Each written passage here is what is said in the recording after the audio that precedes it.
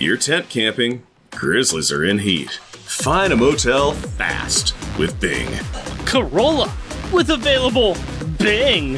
Whatever you need is just a quick search away. Available in tune featuring Bing, and a handy suite of apps is at your disposal. Another reason you can always count on Corolla. Learn more at toyota.com/Corolla. 2012 model shown with options. Be sure to obey traffic regulations and maintain awareness of road and traffic conditions. Select and tune apps use a large amount of data, and you are responsible for all data charges. Apps and services vary by phone and carrier. Not all apps and data services are available initially. Apps identified by TM or R-Circle are trademarks or registered trademarks of the respective companies and cannot be used without permission. See toyota.com/Intune for the latest information regarding apps and services. Copyright 2012, Toyota Motor Sales USA, Incorporated. Toyota.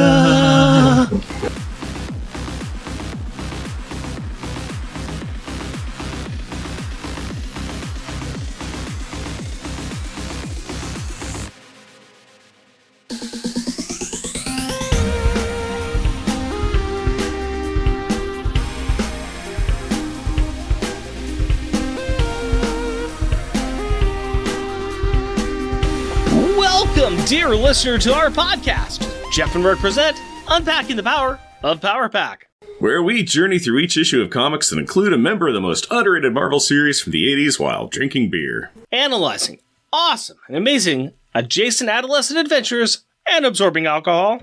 I'm Jeff. And I am Rick. A random banter is to make someone feel random, especially in order to induce them to do something. Random banter time, buddy. Talk to me, tell me tall tales and tantalizing tidbits of trivia today. Inducing them, you're conning them into doing something?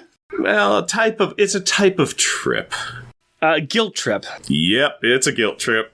And also kind of a con. I mean, but kind of a guilt trip. It's kind of like, it's a very thin line between the two. It really is. And we're talking about cons and guilt trips because there's some people that get conned or guilt tripped into helping out the first family doing things. But we will get to that because we are in a new FF, a new Future Foundation with new writers. So, before we get to that, let's... And new artists. Yes. I already can tell Jeff's got feelings. Let's go ahead. I've got feelings. Let's just talk about random things, though. My daughter's birthday is coming up, and by the time this goes out, it will be past, and she will be a brand spanking new 14. But I mentioned that because it kind of turned out to be a birthday trip that we did, or a birthday excursion. Friday, I was informed that my wife didn't make dinner, which is perfectly fine. And I said, well, I don't want to just sit at the house because we do that all the time. Maybe there's something out in this great city of Portland, Oregon that we can go do. Being November the 1st and being Portland's got some quirky things going on in it, I found that our local big fancy concert hall, the Arlene Schnitzer Concert Hall, was doing it was called a live to film concert, and they were showing Coco, and they were going to have a concert there playing the music while the movie was playing. So I bought tickets, picked Carrie from school, went out and had a nice dinner at a restaurant nearby, and took her to the Arlene Schnitzer Concert Hall, which is a beautiful venue, absolutely gorgeous, and we watched Coco with a live audience, and it was, let me see if I can get this right here, it was performed live by the Orquestra Folclórico Nacional del Mexico. It's basically this national orchestra from Mexico that's on tour, and they performed it. It's kind of like just a mariachi band, except it's an orchestra. It was fabulous. It was wonderful and enjoyable, interesting, because you're watching the movie, it's got subtitles, and you're looking down, it's like you're watching this orchestra play the music, and you kind of just bouncing back and forth between both things because you want to see them perform, and you're enjoying the film, and you want to see them perform. And my daughter and wife, they're just like, this is really fabulous. It's a really great experience. I think this might have been the first time I've done this myself, but I highly recommend it if you have an opportunity to go see a musical orchestra play against a film. It's quite fabulous. It's quite enjoyable. So highly recommend it. It was an enjoyable evening, and yes, like every time I watch Coco, I cried. I've never gone to see a live orchestral performance accompanying a movie, and I haven't seen Coco yet, so... You, sir, are a horrible human being. But for other reasons. You have a small part of you that is dying every day because you have not sat down and experienced the beautiful, artistic, humorous, touching story that is Coco. Well, I am a mean one and a nasty, rasty sort. So yes. There's no reason for it. Feel ashamed. Shame! Shame! Plenty of reasons. I just... Shame! Oh, no. Shame! No. Shame! Shame! No, the owner of Ted Lasso's soccer club is shaming me. I want to see it, I just haven't. There's a ton of things that I haven't seen. It's on the list. I'll get to them at some year. But this one you could watch with your family. Oh, that's right. You don't like doing things with your family. Not entirely untrue, but also not entirely true. There's a lot of the stuff that we just have been not getting to see, or things that we think that it's like, oh, we can watch this as a family, and then like Aurora vetoes it within 5 to 10 minutes, and we're like, okay, I guess we're moving on. So, but that's one that I could probably pop in and watch with her too. That'll be good. Okay. I'll see it at some point, man. I'll see it at some point. Well, I'm hoping that my nasty sort gets offset by what I've been doing. I've been kind of laying around sick a whole bunch for the past couple of weeks, so I did use your Plex server to watch Peacemaker. I saw that. I did notice that, and I was going to have a conversation with you about that. Good show. Yeah. I hadn't seen it before. I had seen bits, and I said, I like these bits that I am seeing, and I wanted to have a discussion with you about that. I also wanted to have a discussion with you about the Axel F., the latest Beverly Hills Cop movie that you had seen, because I watched that after you, and then we haven't had a discussion, but that could be for another time. Talking Peacemaker now. Or we could talk about Axel F. It's been a minute since I watched Peacemaker, so we probably have a better conversation about Axel F. I've had a lot more time to stew on it. I still enjoyed that movie more than I enjoyed the third movie, but I don't think it anywhere compares to the first two movies. And at the same time, I found it to be fun and enjoyable, and I didn't think it was an absolute waste of time. So no, it was not an absolute waste of time. It was pretty interesting and neat. They did a great job. I also like the fact that they saved so much money on their soundtrack. Yes. Yes. Just keeping the rights to the songs that they used in the first movie and playing those just till you choked on them. I did a bit of Leonardo DiCaprio pointing at the screen saying, oh, that's from that movie. That's from that movie. And my wife was like, how do you remember which of the movies is from? I said, because there's only two. All the classic music cues popping up just made me laugh and laugh and laugh. So it was fun. It was great seeing Eddie Murphy just steal another vehicle to drive somewhere instead of having to run or walk. That was brilliant. The more I thought about it, I was like, he's not young. It doesn't make sense for him to run after things, but it makes sense for him to steal another vehicle to go after something. Yeah, yet another car and go do a thing. Not to give anything away, but when they introduce the bad guy, it's pretty obvious that they are the bad guy. Yeah. There is nothing about that movie that is subtle or original, or you can write that movie as you're watching it. It is pretty well. That's what it is. It felt just enough like a warm blanket being put on you. And it made me feel, after I was done watching it, that I really wanted to watch the first two movies again, which were better. So it didn't hurt the earlier movies. It was better than the third. It was way too late coming out. They should have had something much sooner than this. But it wasn't bad. Yeah. What was that? A 22-year gap between films? Something like that? Enough time for a daughter that was not in the first three movies to be born and to grow up and to be a lawyer. So, yeah. Yes. Actually, I don't think that the lawyer character was his daughter, was it? I thought that it was the meter maid character that popped in was his daughter. No, that's his in-movie daughter. Oh, in-movie. Okay. I was going for outside, because there is one of his daughters who got born and then became, and was got a little part in the movie as well. So, yeah. Nepotism ain't dead. No, if it ain't broke, why fix it? Hey, I'm glad you enjoyed Peacemaker. It has been a minute since I've watched those, so I remember enjoying them, but I can't tell you any beats to them anymore. So it's okay. Super great, very enjoyable. More nudity in it than I was expecting to have pop up. Oh yeah. And a lot of John Cena in that one. Yeah, there is. All right, let's go ahead and move on forward. But to do that, Jeff, you need to give us a 2 cents replay from the last episode. Val packs up and packs out to go and free Doom from his extra-dimensional exile, while Frank does the goodbye rounds by giving Valeria a wave, doing all the adventures with Franklin and Leech in their magic closet, going drinking with Ben and Johnny, and finally saying goodbye to his mom and dad. Sue and Reed want to know if they were good parents, so Frank gives them the Reed Richards Award for good parenting, tells them that he loves them, and then blips out of existence before they can ask him any more questions, which closes out Jonathan Hickman's run on the Future Foundation. Now that Frank told his drinking buddies about a wiped-out timeline where Ben saved the world while wearing the Impossible Man as pants. 2-sentence replay is over. Why don't you give me a beer and tell us what our Power Pack pick is? My pleasure, my friend. Why don't you go ahead and pick up that birthday present I gave you a long time ago. Those lock-picking picks that I got you that you weren't supposed to tell me about. Get those. Use those to break the lock I've got on this bag, and then tell me what the beer is. I've been practicing. It's very exciting. It is the backside of the can. Escape Artist IPA. By Cascade Crafted. Beer for all is the story time that's on it. It's a nice off-white can with a nice moon, next to a mountain being silhouetted by a orange spotted sky with an orange campfire burning some orange logs in front of an orange pup tent pitched on a snowy plain in front of this mountain. Looks very nice. Escape Artist. Why would we call it Escape Artist? It's been a minute since I've read this issue, so... Oh, it's because it is Reed trying to bag out of town with his family. That's part of it, but also it's a slight nod to our new lead of the Fantastic Four and Future Foundation, one Scott Lang Ant-Man, who is an ex-con.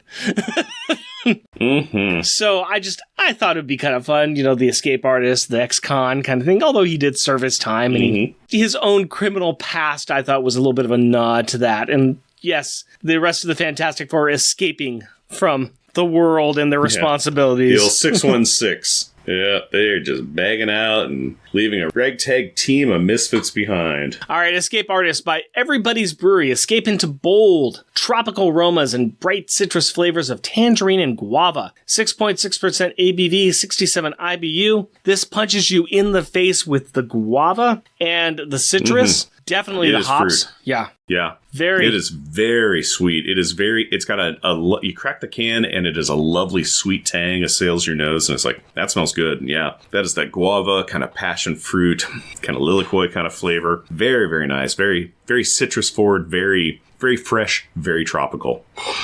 Oh. Coloration on it is a nice semi-hazy amber. It's a pretty beer. It pours with a nice head that goes down pretty quick. Again, it smells lovely. I found an IPA I liked. Taste it still has those tropical notes, but they are off.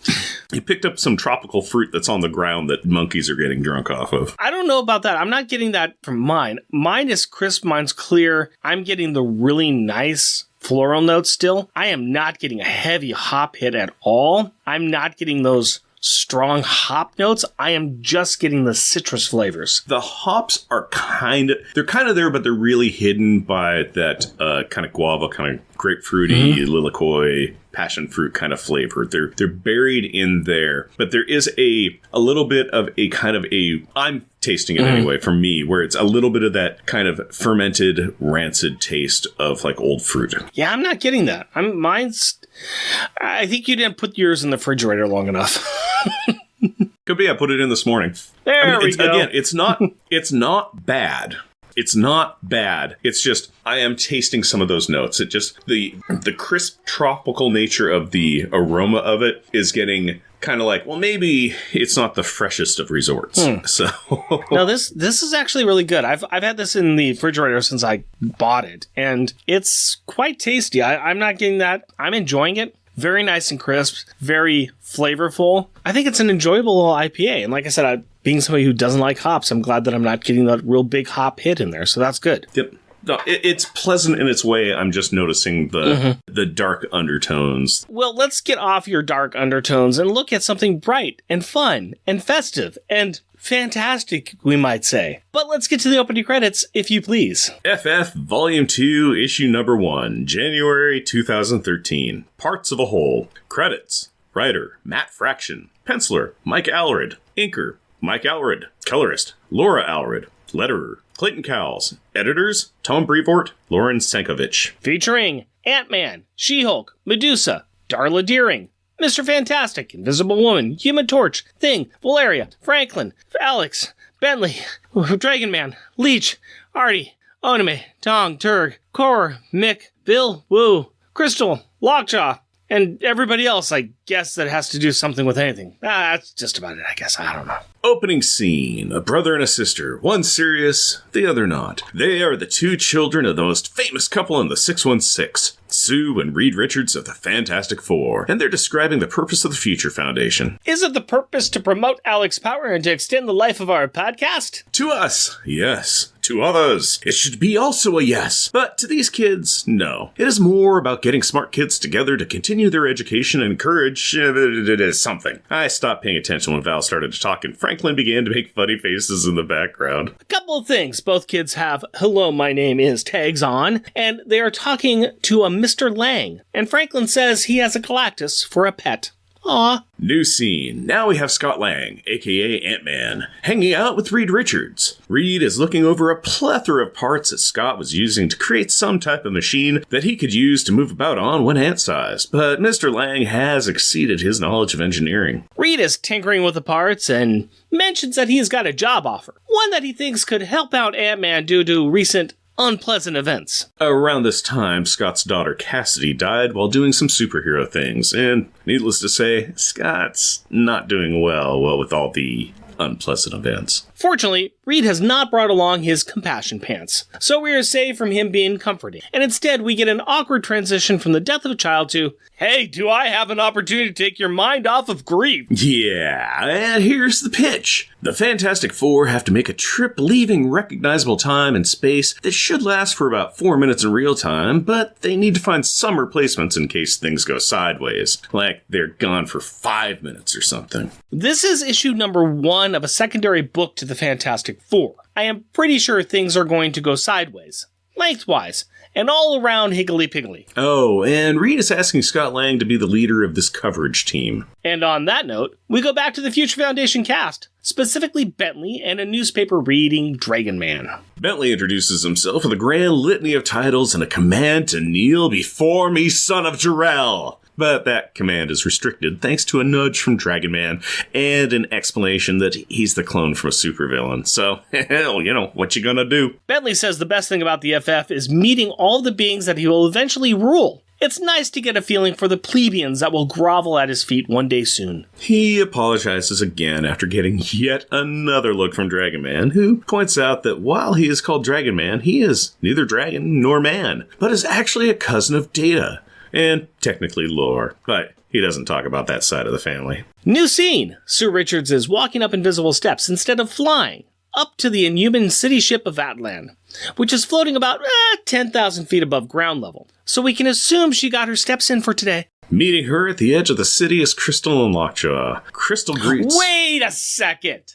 Crystal and Lockjaw are just hanging out watching Sue burn out her knees on a ridiculous climb. And the teleporting dog does nothing? Even better, Sue does not push the lounging Inhumans off the side. Better woman than me? Inside, Crystal announces Sue to her sister, Queen Medusa of the Inhumans. Medusa recognizes Sue as a fellow queen, regent as she is to the throne of old Atlantis. Game recognizes game. Sue tells Medusa that the Fantastic Four are taking a trip, and Medusa admits she is envious of the Invisible Women and her upcoming adventures with her husband and children. Her and Black Bolt are just not finding that kind of time. Kind of like Jeff and Hillary. Well, the dude does have an empire to run and like 5 queens to please. And he's not a very good conversationalist. They also talk about children. We have not mentioned it before, but Medusa and Black Bolt have a son. In the Inhuman Society and Royal Court, that is a whole other thing. And we probably won't mention it again. The two women toast to the troubles of the world and then begin to chat about this job offer that Sue has brought to her. And now we have a scene with the Moloids. The 4 sub-Earthians, all sporting the "My name is" stickers, talk about the importance of serving the Jeff. I think you mean the Ben. I do not care what the letterer wrote in the book. These Moloids need to start showing me the respect and adoration that I deserve. I guess if they don't, nobody will.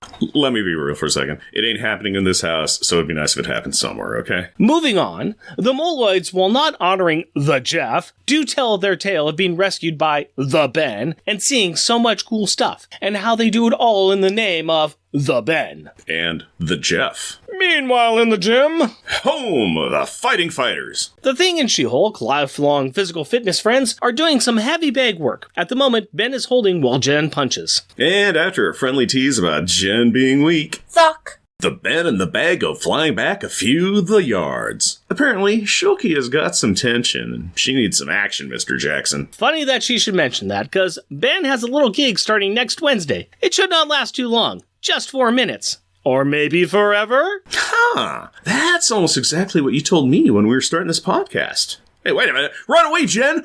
Run away! Now hold on a minute. This could be fun, is the lie I told you to get to the part of this podcast. And as to what the Fantastic Four are doing, well, in Ben's own words, going on a trip, Jenny Pooh. FF, I mean, we're gonna be gone. And sister, I mean gone. Has the Ben ever thought about writing for a travel magazine or something? Well, he does explain that time will get all wibbly-wobbly, and while it may be years for them, it will be mere moments for the 616. And Ben wants the best to stand in his place.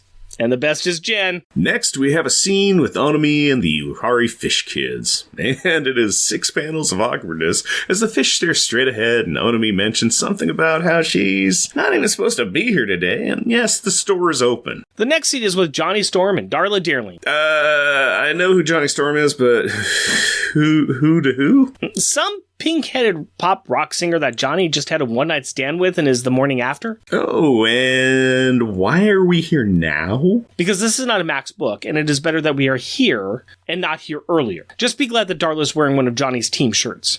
Anyway, Mr. Storm is struggling to remember something important that he was supposed to do. Luckily, he wrote himself an electronic note. And that note says, ask somebody about the thing. Oh, Johnny, you simple idiot. Well, he does follow his own logic about the note and asks his new friend, what's her name, if she likes the thing. That big, dumb orange rock guy that talks like an old-timey movie. Pretty sure we will see that line again later in the show. Now that the Human Torch has asked someone about the thing, they can go and have breakfast. Hopefully he remembers to put on pants. Next scene, the one that features our favorite characters, Alex, Artie, and Leech. Alex is saying that he thinks it's about the kids, and then starts to ramble about how he and his siblings were heroes at a young age, and Artie and Leech are mutants, had to grow up fast, and that does something to you, and you have to, but don't have to. And yeah, it gets pretty messy fast, but the point is that there's a plethora of kids in this building, so deal with it. Now we have 4 long panels that show us the responses to the Fantastic Four getting temp replacements. Medusa and She-Hulk are down with the sickness.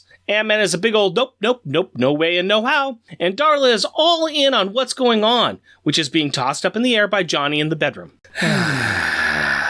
In the big classroom, the Future Foundation is there with the 3 responsible Fantastic Four members and their 3 candidates. Ant-Man is still saying no, but Reed pulls him aside for a minute. Scott's biggest reason for turning down this gig is that he did not understand that he would also be in charge of the kids in the Future Foundation, as well as the Fantastic Four title. He did just lose his own kid. Why would he, or anyone in their right mind, want to be surrounded by this? Scott rails at Reed to let him leave, and Mr. Fantastic tries to calm and convince Ant-Man to stay. He wants someone who has a scientific mind and who is a hero. Dr. Doom only meets one of those qualifications, as did Hercules. So Scott was the, the third choice. Also, Reed has no way of knowing what it is like to lose a child like Scott has.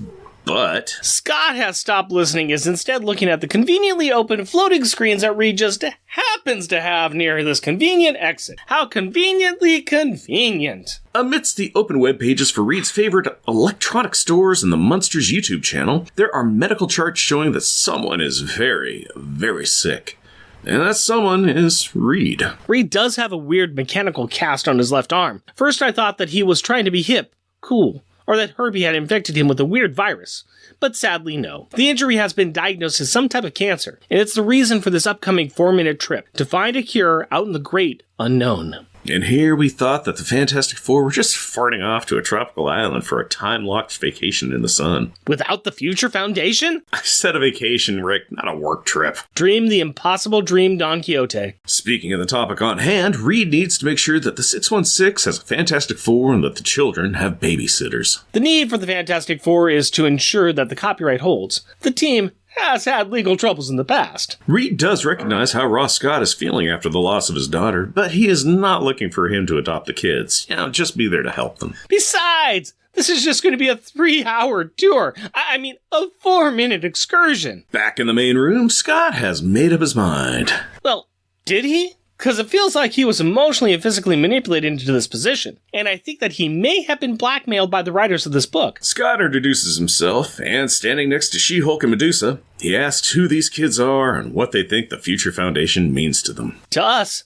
it means an extension of our podcast, where it will never end. Rick, I thought you said it was just going to be 4 minutes. I said a lot of things, including these are the themes of the issue. Let's talk about the Power Pack packaging and look at this wonderful cover, which mine has a couple of names scrawled on it. Yes, sir. Yes, sir. I've got Mike and Laura Allred's signature on this because I saw them at a Comic-Con once, so I got a signed copy of this very comic. It's very cool. Very, very cool. Pretty neat. Pretty neat. The kind of defacement you want on your possessions. You better believe it, buddy boy. Let's describe it first, and then you can get into your hate fest that I know is coming from the Allreds. So, this cover is got Scott Lang, Ant-Man, kind of front and center. He's flying on these weird string things that he's got that... Kind of ribbons. Yeah, they're kind of ribbons that come out of his hands and are on his feet and allow him to fly. Okay, it's comic books. So he's kind of floating up in the air on top of the roof of the Baxter building. Him and the rest of the Fantastic Four are wearing the new Fantastic Four suits, which are blue with red stripes, and they got a 4 on them. Yeah, they're like a midnight blue. They're almost a midnight black, really. They're completely different from any kind of Fantastic Four thing we've seen before. They really are. Mm-hmm.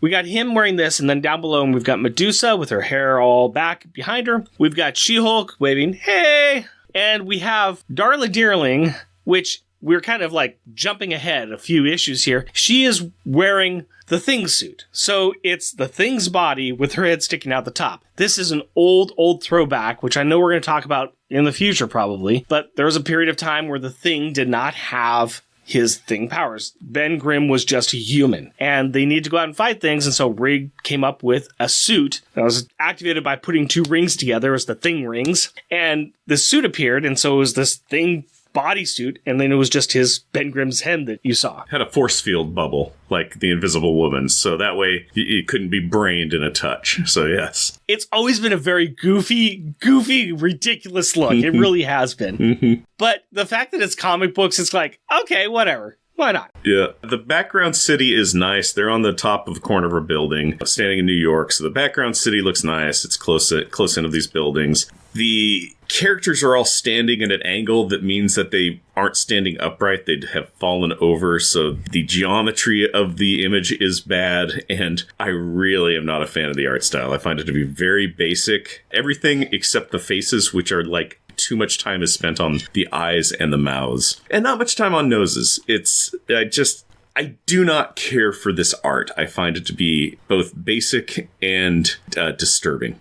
I'll be honest with you that I am not an absolute fan of Mike Allred's art. I've got a lot of books that he's done because he tends to be used by a lot of writers that I really like. And I know that he's worked recently on Batman Dark Age, and he did the artwork on that.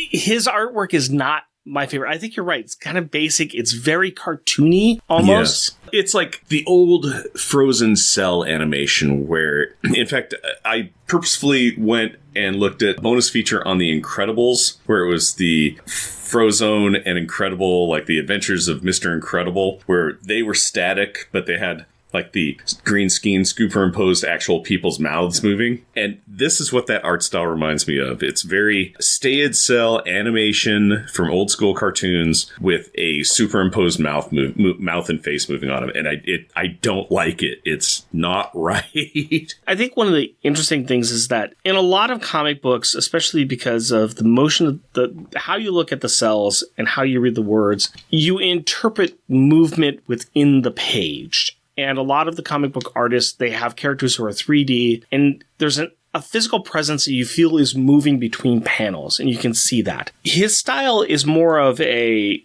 drawing on the page. So even though there's sequential art where you can see that, like if you're looking at the pictures of Franklin and Val talking, there's very much a movement that's occurring here because they're almost in the same position, like Franklin's making different faces and everything. So you can see the progression of time that's occurring here, but you can't feel that there's motion between the panels. Yeah. It's just, here's a drawing, here's a drawing, here's a drawing. There's no active movement within the drawing. Now, I say all that I'm not a big fan. I can still recognize that it's good art. And I can still recognize that what he's trying to do and how it still fits in with the storyline that's being told. I would have more of a problem if this was with a writer that was not whimsical and a little silly.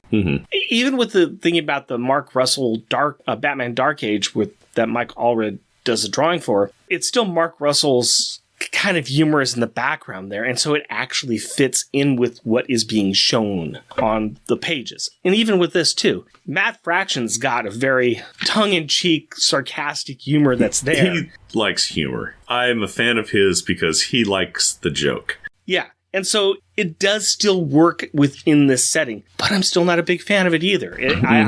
I like what Mark Allred does. It's just that I'm not one of the biggest fans of his. I can respect what he does. I don't absolutely hate it. It's just not my favorite cup of tea. It's not for me. There's some bits of it that I think are kind of okay, but predominantly it really falls flat with me. And a big part of that is that lack of flow, that lack of motion between panels. It is very much, there's snapshots in time. There's not motion happening during them. It's just snapshots. Yeah, we're going to be here for a while, I bet, and maybe it'll grow on me, but currently it is not. If nothing else, I do think that there's some consistency with this book, that he is the majority of the artist of the entire book, which is good, because I think I would have more of a problem with him being intersplayed with somebody who is not this art style, or having his art style be dropped in the middle of a storyline. That's where I have a real problem. It's like, it would be very jarring with anybody else's art style that's not similar to this. Yeah. Happens in any title when the artists change up and they have different styles. The fact that we are here at the beginning of this book with new writer and this, and especially there's a different artist. I can't remember right now who's on the Fantastic Four right now, because we're going to be covering some of that eventually. That's a different tone of that book, even though it's still Matt Fraction on that. So I do like the fact that there's a difference between these two books, and that we aren't sharing the same artist on them, and that there's a different format feeling that's on this book. Sorry that it's Mike Allred and that you're not a big fan. It's something, we'll see how I grow into it. Currently, it's not for me. We are going with a big old change between Jonathan Hickman and Matt Fraction. Matt Fraction is very much in the humor, very sarcastic style even.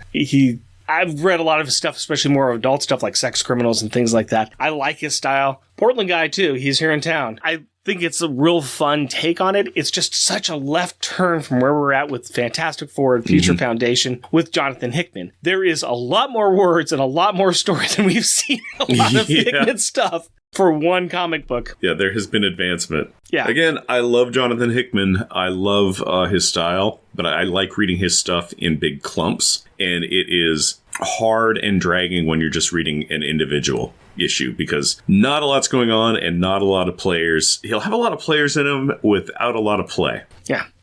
Whereas now we got Fraction. Yeah, and stuff's going on, and just everybody's got their bit, and you're learning who people are and gaining information, even off the kids' the one-page panels doing stuff, where it's just like, oh, okay, the Uhari Fish kids are stoic and quiet, and yeah, Bentley's trying to reform megalomaniacal nut job, just all the things. Onamace, I'm the new kid here, I don't know what's what. For us coming in on this book after really exploring Future Foundation by Hickman, and just coming out of that, we know the characters, we know the kids, we know the situations, and then coming into this book, this is an introduction book. That's number one. We are going to introduce the kids. Oh yeah, we're also going to introduce 4 new Fantastic Four characters. We aren't going to care too much about Sue, Reed, John. I mean, we even get a little bit of interaction with them, though, even with them introducing their new compatriot, our counterparts. It's the percentage that you have to put them into the issue to make you conform to it and want to be adopted into it because of them as they drift them out.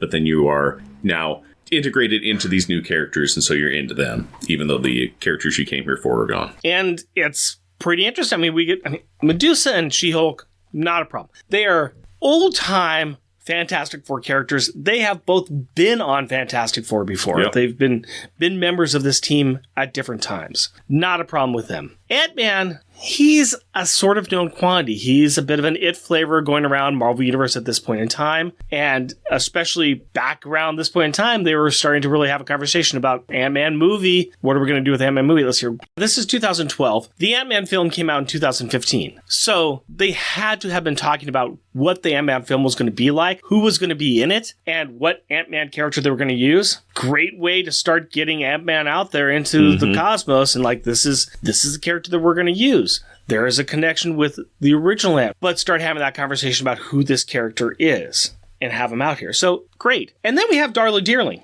I have no idea if she has been in the Marvel series before, or if she was just introduced for this.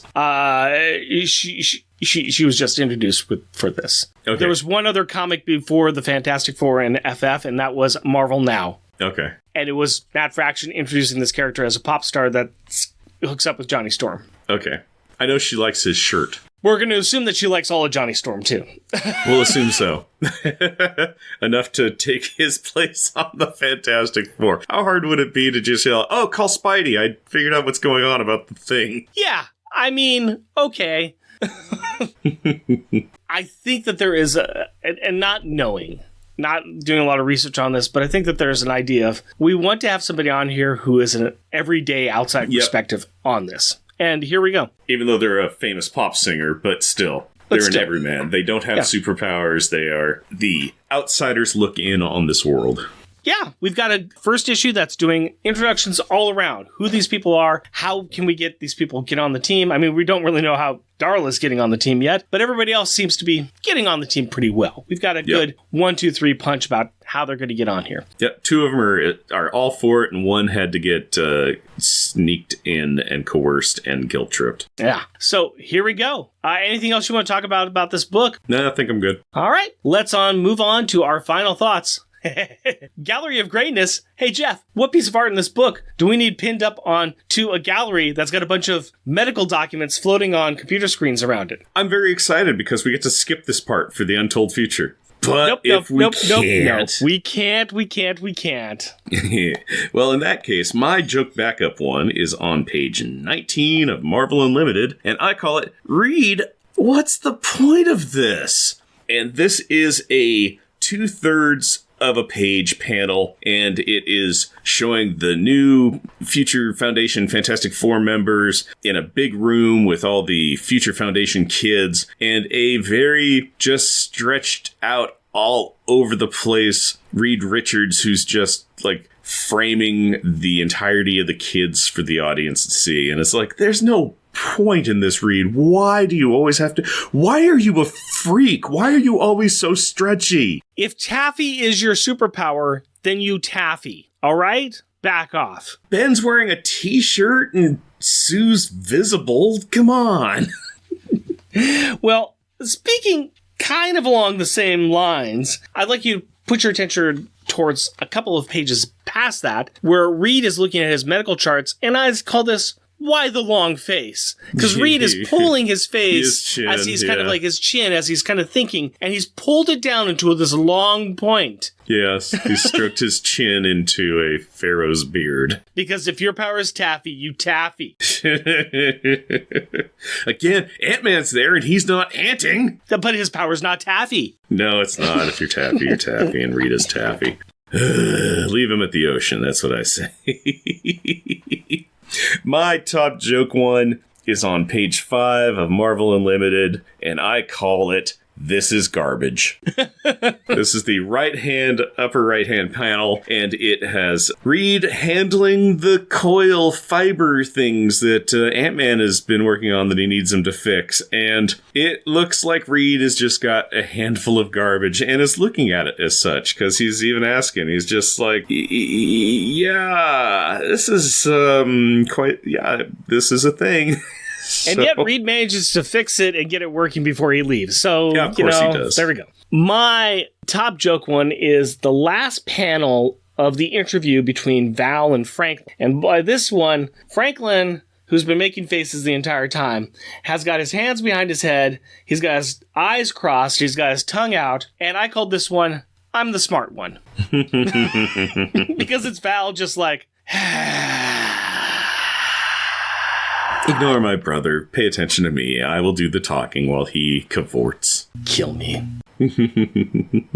Well, let's get into best. My best backup one is on page 17. It is the middle right-hand panel, and I call it Power Pack, because this is Leech, Alex, and Artie sitting on a couch telling Lang what they feel that the Future Foundation is. And Artie is projecting the images of the Power Pack symbols. So got a red triangle and a blue cloud and a black and white square and a starburst kind of energy thing. And I'm like, hey, cool. Yeah, it's the symbols for Power Pack. Good job, Artie. I like that. Yeah, I like that one. That one's good. My top one, or my backup best one, this probably is your top one. I call it Thok. Nope. And it's She-Hulk blasting the punching bag into the Thing. Now, the Thing looks kind of funky back there as he's being crushed, but I kind of like it because he's been smashed backwards into the wall. So the fact that he's all scrunched up like an accordion a little bit, it's actually pretty cool. But I dig the muscle work and the intensity that Mike Allred drew on She-Hulk here. I think it's pretty darn cool. I like it a lot. Good. That's a good one, but it is not my top one. My top one, it's on page 8. It is a splash page, and I call it Nice View. Mine's called Stairmaster. Hey, there we go. It is when Sue is climbing her invisible stairway up to Adelan, and Manhattan is beneath her, and she's above an airplane flying over Manhattan Island as well, and I just think it's quite sweet. That's the reason I've got like over 10,000 feet in the air that she walked, because I was like, what is the average height of an airplane? Mm-hmm. And that's kind of like, she's above the airplane. Are you kidding me? What was funny is got to the script and I was typing in a Fitbit 10,000 step joke, and then I'm like, yeah, okay, and then I read further and I'm like, Rick's put one in just on the opposite side of where I was going to put mine. Time to go deleting. So, Rubber and glue moment. What is the best or most childish insult? My backup one. The Thing to Jen. Come on, you pansy. I thought you said you wanted to hit something. Not too many people can call the She-Hulk a pansy. The one of the few that can is the Thing. So I like that one. I like that one a lot. That's good. Mm-hmm. Mine is on page 3, and it is Val, and it's the Val and Franklin scene where they're doing all their stuff, and Val is talking about, their legacy and the wishes of her father, the road that they travel on, and the unsolvable problems that they and their weird singularity might solve. And Franklin just says, I have a Galactus like a pet. It's that kind of thing, Mr. Lang. So I like the verbosity of Val while she is discussing all of the things that Future Foundation is to her, while Franklin's just like, I have a Galactus like a pet. Yeah, it's always nice. A threat. So my top one, of course, it's Johnny Storm. Hey, do you like the Thing? Ben Grimm. Big, dumb, orange rock guy, talks like an old-timey movie. It's not even basic. It's all of it. It's Ben, it's Johnny saying all of the insults right there. Yeah. That's it. That's it. And he's just so used to it. Ben's not even there to respond to it. He's just like talking to somebody else. Like, that same guy that I always talk to like this. You know the one. I get it. Yeah. I did not go for that route, though. I don't understand.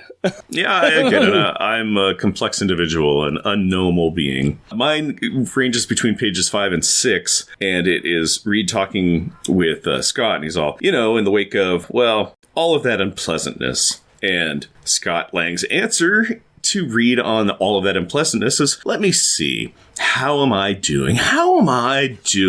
I'm doing unpleasantly, Reed. I lost my daughter, man. I lost everything in this unpleasantness. That's how I'm doing.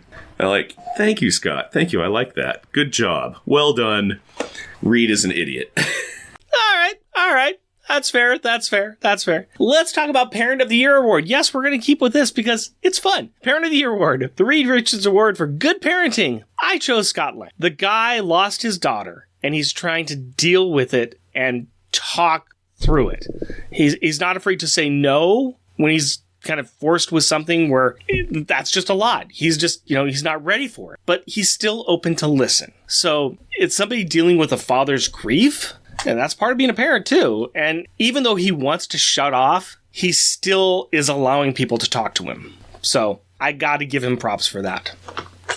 That's a good one. Scott is a great choice on a good parent. I'm actually not going Scott, though. I'm going to go for Reed as a good parent. I'm going for the good Reed version. Even though he is abandoning everybody and his children, but it's just for 4 minutes, but he's still making sure that they will have a support network to take care of them for the 4 minutes he's gone, because he knows what life is like, and he knows that sometimes 4 minutes can actually be a long time, or a lot can happen in 4 minutes. So I like the fact that he is... I've stepped out of the room to go to the bathroom for longer than 4 minutes kind of thing, you know? I haven't gotten like a caretakers or anybody to make sure everything's going to be okay. He did, and I respect him for that. Fair enough. Fair enough. Let's talk about popular and shunned. Identify the character who's the best in the series and the worst in the series. My worst is Johnny Storm. Dude, you had one job. One job. One. Yep. Got distracted. I know. You cannot pick anybody else but Johnny Storm in this one. I'm sorry. Yeah, I did pick somebody else. But yeah, Johnny is a great choice. He is an idiot. But he was also being very much himself, which is an idiot. He's a himbo. He is like, I got a thing to do. I don't know what it is. I guess it was this. Hey, I did it. Congratulations to me. I did, like I said, I didn't pick him. I get pancakes. I got pancakes. I'm a good guy. I did the thing. I insulted my friend Ben and also went out for breakfast. I am picking for my worst as Reed. Because even though he is going out of town for 4 minutes and he's making sure that all the kids are going to be taken care of and have a founder, caretaker, well-wisher, somebody there to make sure that they're good, the way he went about manipulating a grieving father to be that person who really doesn't want to be there, whether it's for his own good or not, is disturbing and painful. And he had no right to, because he also just ignored. Scott did not just one no, not just two no, many panels of litanies of no's. Yeah. And then it's like, okay, no, you can leave. You can leave anytime. Here, let's just walk past these panels of medical paperworks. Yeah, but he didn't fail on the one job that he was given. Yeah, which was to ask somebody and get them in there, no matter what it took. My best was She-Hulk.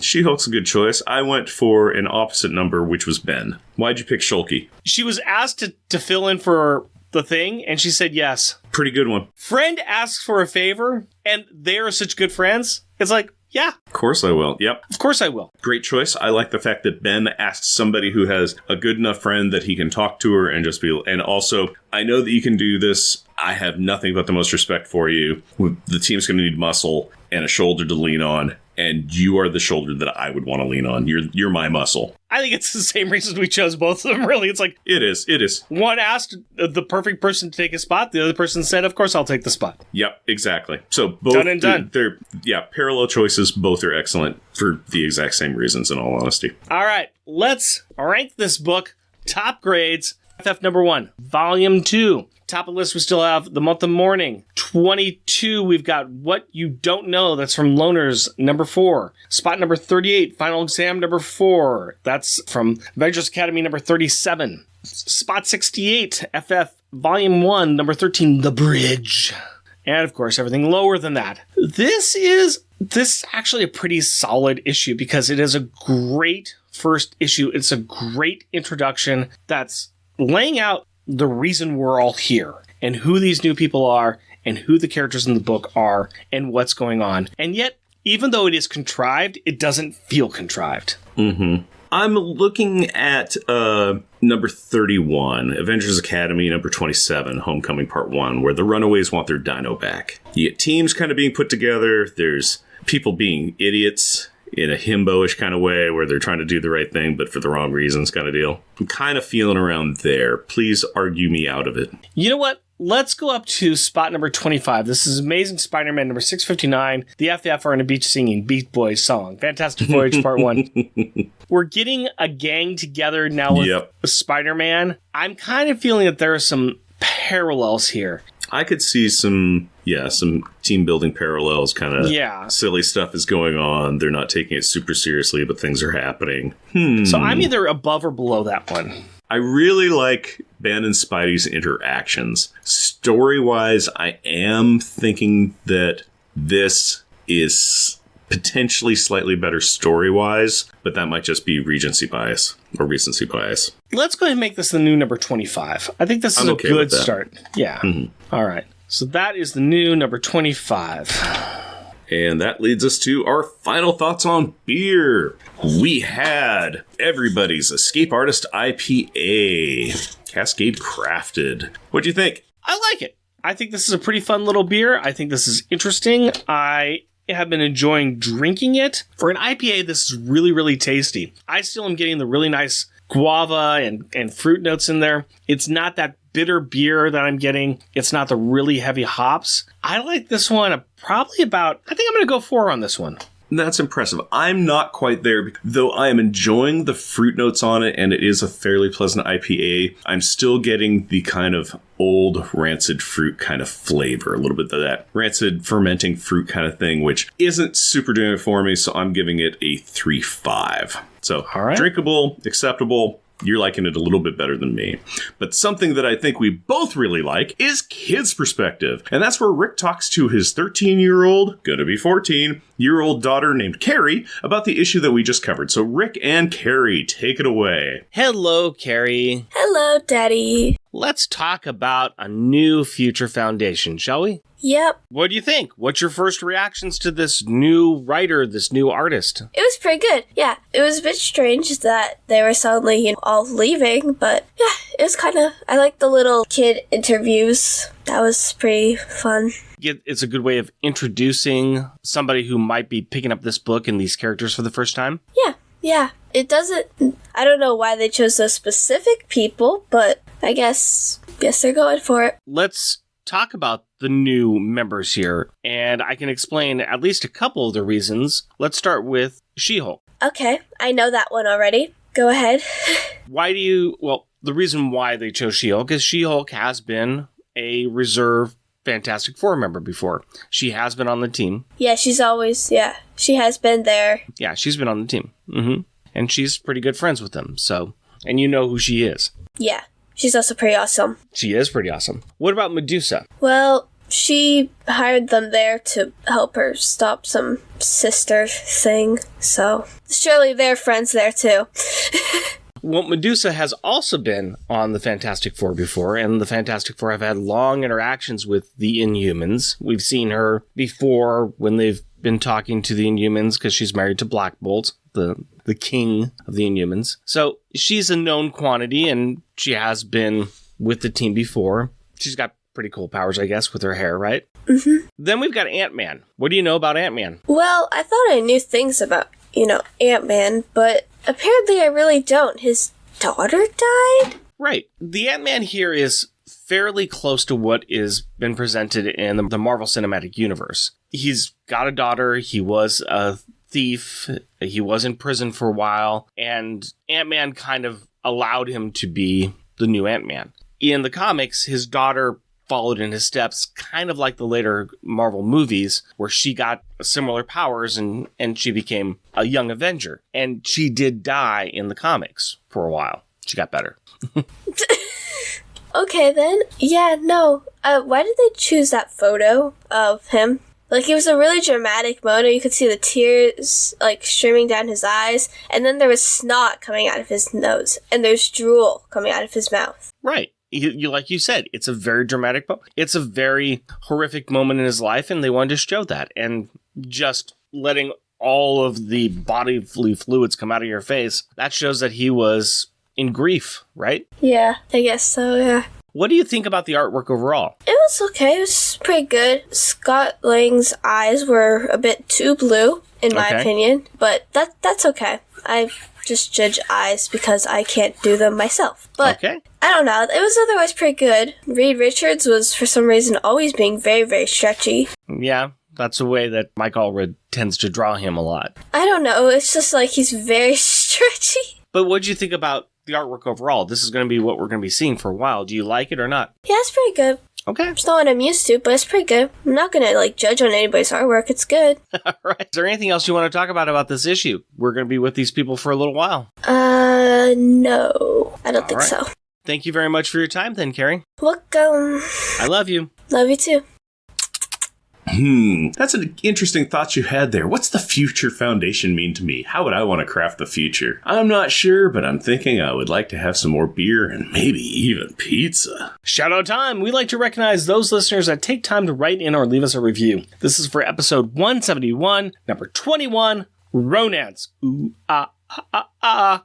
Romance. And we had some likes from Clinton Robeson and his podcast, Fan Film Fridays and Coffee and Comics. Hoover Jeremiah, who says, Cree, boring. Inhumans, boring. Poor Alex Power having to be in this book. Limax, who said, it's about time that Doom gets some romance.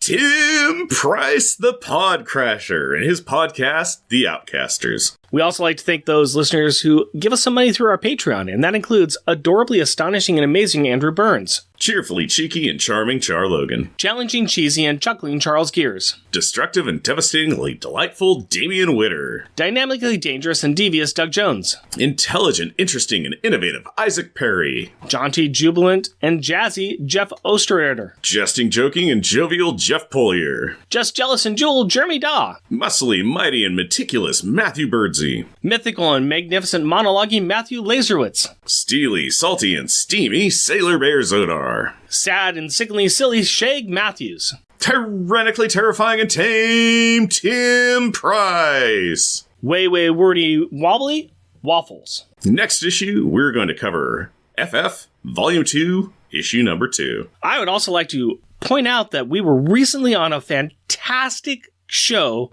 called Why Not? And you can find this over in where you find all good podcasts, but it's Why Not? ? Read Alpha Flight with Chris and Tom. And we were on their show, episode number 14, on an episode called Friday, Marina is Depressed. We were supposed to be on there for half an hour. We got on with them, and I think we got off 3 or 4 hours later. It was about 3.5 hours later. We started our brisk half-hour talk. After 45 minutes, we started recording, and then just ran, and it was fun, and they were wonderful and great. I highly recommend it. I'm catching up on their catalog. Right now, it's only like 14 episodes or something. They're really good. While they do curse on their show, they are very much like us. They have the same sense of humor. They are a great couple of guys. Highly recommend their show. Please check it out. Also, while you're out there, be sure to check out my daughter's comic strip on our website. Just do a search for Jeff and Rick Present Tales of Tales. And we have some merchandise available on Redbubble. Go to redbubble.com and search for Unpacking the Power of Power Pack. Jeff and Rick Present is a bi-weekly self-produced podcast recorded in front of a live studio audience of me waiting for somebody to come give my wife a brand new phone in Portland, Oregon. If you would like to interact with us through the magic of the internet, you can do so through Blue Sky at Jeff and Rick Present, our Facebook page, Jeff and Rick Present, email address, jeffandrickpresent, all one word, @gmail.com, or at our website, jeffandrickpresent.wordpress.com.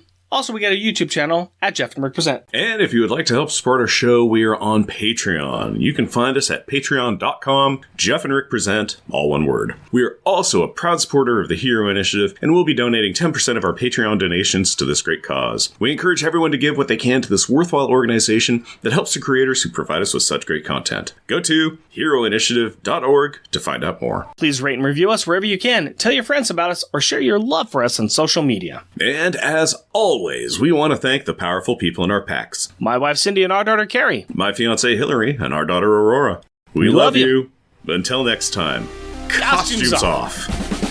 Our theme music is 80s Action by Kevin MacLeod. All featured in this episode is Beast. All music is found at Compotech.com. Is licensed under Creative Commons by Attribution 4.0 license.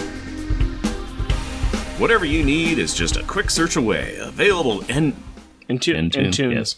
Whatever you need is just a quick search away. In tune. Oh, in tune. I get it. It's a card joke. Sock. It's called a 2-sentence replay. Thank you. I'm like, oh, wait a minute.